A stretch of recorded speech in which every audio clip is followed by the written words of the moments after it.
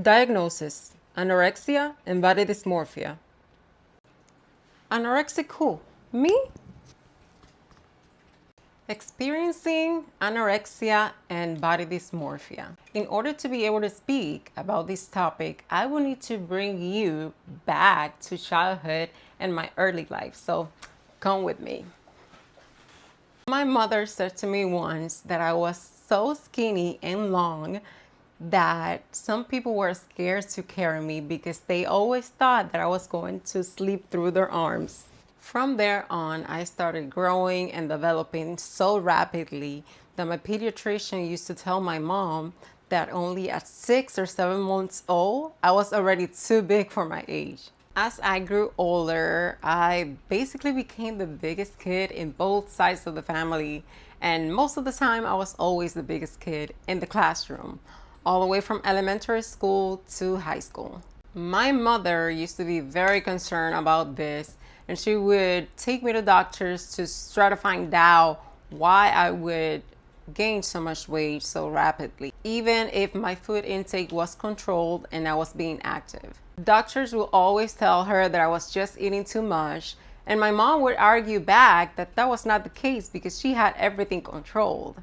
She would take me to other doctors and they all had the same opinion. She continued taking me to other doctors to see if they could find something because she always felt that there was something else going on. As time went by, I continued to gain the weight, especially after being diagnosed with congestive heart failure at 23, and I was no longer able to be active. 10 years later, after the diagnosis, doctors suggested that I should get an ICD or an implanted defibrillator. Just in case the heart would stop, it would shock me back to life. The defibrillator was my first surgery ever, and it healed on the outside, but on the inside, it was not healing. The defibrillator was still moving, and that was not supposed to be happening. I remember feeling so sick, and I was on leave for about 2 months. I still returned to work, even though I was still feeling very sick and as if I was dying on the inside. And 2 days later, after returning back to work, I had to be rushed to the hospital in an ambulance. Previously, before all of this happened, I remember going to a Christian concert in Miami with a friend, and we were sleeping in the same hotel room. And the next morning, she goes and tells me, Aracelis, did you know that when you're sleeping, you stop breathing and then you start gasping for air? I'm like, no. She goes on to say that seemed like it was sleep apnea and that I should get it checked out. I was able to see a sleep specialist, and I was finally able to get a sleep study appointment. And the sleep study happened only 3 weeks after the defibrillator was implanted. The same week of the sleep study, I remember experiencing something very scary, the scariest thing a person could ever experience. I was asleep, and I remember I wasn't dreaming anything specifically. Everything was just dark and like nothingness. And all of a sudden, I hear a strong voice say, "Wake up!" I was gasping for air, pulling my hair, scratching my body, hitting my head, crying, and I did not know where I was. Every time I fell asleep, I would experience the same thing over and over and over again. It was a torture. The sleep study showed that I had an obstruction of 71, meaning I would stop breathing 71 times per hour for 10 seconds or more. This averages out to only 15 minutes of brain rest in a whole night.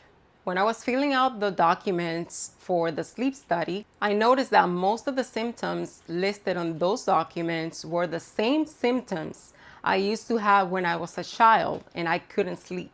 My mother always thought that it was the backyard light from the neighbor behind us that would bother me during the night, and that's why I couldn't sleep.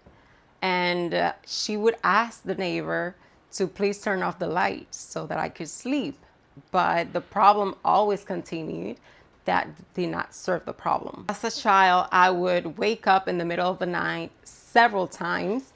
I continued the same pattern as an adult, not being able to sleep a whole night, waking up in the middle of the night, always feeling so tired, so sleepy, no energy at all. And when I began driving, I would fall asleep every time I stopped at a red light. In my head, I thought it was normal because I would hear other people say the same thing, that they were very sleepy and always tired.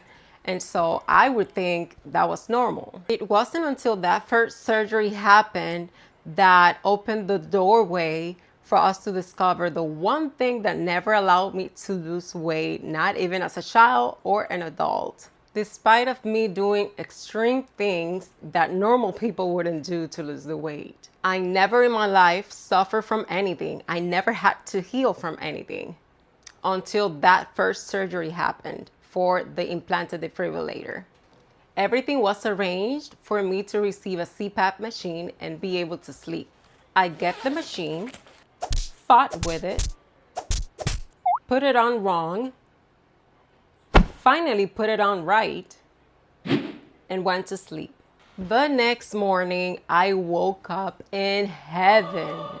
I woke up so refreshed and energized. I started crying because I realized that morning that I had never had a whole night of sleep in my entire life. I did not know what that felt like because I had nothing to compare it to. I had never slept a whole night in my entire life until that day. In less than 2 months after I started sleeping with the CPAP machine, I lost about 32 pounds without purposely pursuing anything to lose the weight. I was not dieting or exercising.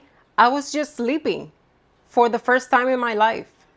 And that right there made me realize that I had sleep apnea my whole life, since I was a kid.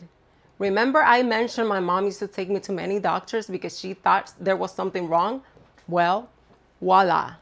So why was I not able to lose the weight or heal when I had the first surgery? That happened because severe obstructive sleep apnea messes with the quality of your sleep, and it messes with your body's metabolism. When you're constantly waking up or struggling to get enough oxygen, your body can increase stress hormones. That can lead to more fat storage and slower metabolism. Plus, poor sleep destroys the body's ability to heal and recover, since deep sleep is when a lot of the tissue repair happens. In other words, it's a cycle. Poor sleep makes it harder to lose weight or to heal. And extra weight or poor healing can worsen the sleep apnea. And I, my friend, was a whole mess. And you might be asking, what does your childhood weight story and your sleep apnea discovery has to do with you being diagnosed with anorexia and body dysmorphia? Well, this puzzle will be solved soon. Stay tuned for part 2. God bless you. Peace out. What goes down, I can't eat, I can't